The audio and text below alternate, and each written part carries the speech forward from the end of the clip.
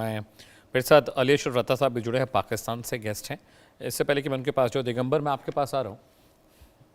पाकिस्तान और अमेरिका एक अलाई है, स्ट्रेटेजिक अलाई भी हैं, डिप्लोमेटिक अलाई भी हैं।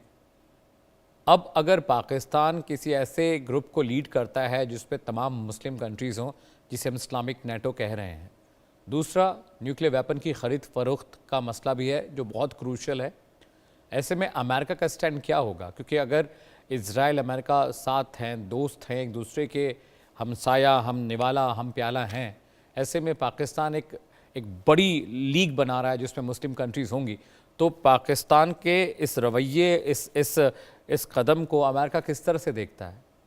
Is this a threat for America and American people? नमस्ते शुक्रिया अमित जी। अमित, इनवाइट करने के लिए। रत्ता साहब मैं आपके पास आ रहा हूँ, मैं दिगंबर साहब से पूछ रहा था। मैं आता ओके हूँ ओके आता हूँ जी। नमस्ते सर। अमित जी। सबसे पहले तो आप इसको मुस्लिम नेटो बोलना बंद कीजिए, इट्स अ प्रोपेगेंडा है। राइट। दुनिया में 50 से भी ज्यादा मुस्लिम देश है और आपस में एक दूसरे की जमती नहीं है। आप इसको मुस्लिम नेटो बोलेंगे तो फिर वो खुद ही लड़ते जाएंगे। जैसे अभी श्रुति दास गुप्ता जी ने बता रहे थे, पाकिस्तान का लड़ाई किन किन से चल रहा है। अफगानिस्तान क्या मुस्लिम देश नहीं है? राइट। अब पाकिस्तान का जो लड़ाई ईरान के साथ जो मिसाइलें बरसे थे, क्या वो मुस्लिम देश नहीं है? और इसके ऊपर से अभी ये किसके खिलाफ बन रहा है? सबसे ज्यादा वहां पे ईरान के खिलाफ बन रहा है। अब ईरान क्या मुस्लिम देश नहीं मानते आप? आप ये सब प्रोपेगेंडा है, इसमें अपन फंसना नहीं चाहिए, पहली बात।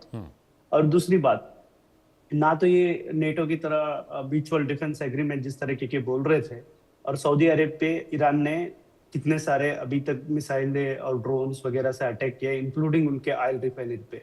और पाकिस्तान ने क्या किया इसके म्यूचुअल डिफेंस पैक्ट के बावजूद भी। और जैसे श्रुति दास मैम ने बताया था, और जब से पाकिस्तान के ऊपर अफगानिस्तान ने अटैक किया था, तब सऊदी अरेबिया ने क्या किया? ये सब चीजें बोलने को अच्छा लगते हैं, ऑन पेपर अच्छा लगते हैं, इससे कुछ होता नहीं है। ये मैं बिल्कुल मानता हूँ। और सेकंड चीज मैं बोलता हूँ, और टर्की की जो बात आई, टर्की को आप मान रहे मुस्लिम नेटो के हिसाब से जोड़ रहे। आज टर्की नेटो में हिस्सा नहीं, आज की नेटो में टर्की भी हिस्सा है। तो आप टर्की को फिर नेटो के भी हिस्सा मानेंगे, मुस्लिम नेटो को भी हिस्सा मानेंगे? ऐसा तो नहीं चलेगा। और ऊपर से और सऊदी अरेबिया सबसे करीब किसके पास है? यूएस के पास है। और यूएस ये सब मुस्लिम नेटो इजराइल के खिलाफ करने देगा, ऐसा आप सोचेंगे? तो ये और ऊपर से और एक मैं बात क्लैरिफाई करना चाहता हूँ।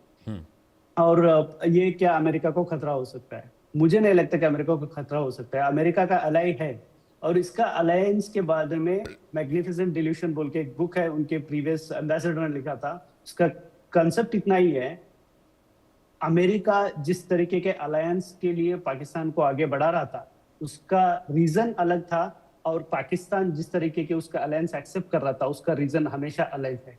उनका एक्सेप्टेंस करने का रीजन अलग है, इनका अलायंस बनाने का रीजन अलग है। इनको अफगानिस्तान में मदद चाहिए था, और चाइना के करीबी होने के नाते उनका वहां पे मॉनिटर करना था, इसके लिए वो अलायंस बने।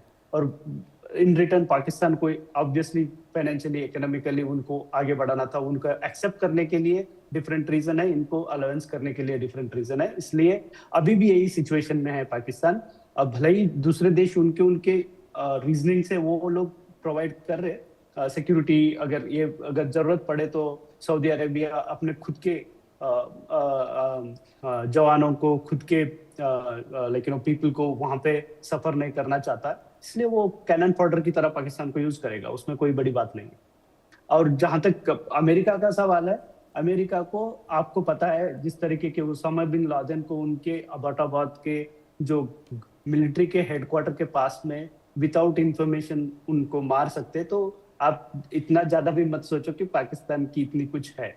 अभी करंट एडमिनिस्ट्रेशन को कई जरूरत है, इसलिए पाकिस्तान को यूज किया जा रहा है। और ये बात मैं नहीं कह रहा हूँ, पाकिस्तान के खुद के मिनिस्टर कह चुके हैं कि टॉयलेट पेपर की तरह यूज कर रहे हैं, उससे ज्यादा कुछ नहीं होगा। हाँ, लेकिन भारत के खिलाफ थोड़ा बहुत हमेशा जो करते रहते हैं ट्रबल मेकिंग, वो थोड़ा उसको क्या बोलते हैं, वॉल्यूम बढ़ेगा या डेसिबल्स बढ़ेंगे, बट उसके आगे कुछ नहीं होगा। ये टर्की और पाकिस्तान और ये सब मिलके भी कुछ नहीं करने वाले आपस में। वो they want to establish themselves, regional power बनाना चाहते हैं, खुद को एक रीजनल पावर के हिसाब से एस्टेब्लिश करने को देख रहे हैं, आपस में इतनी जमती नहीं है।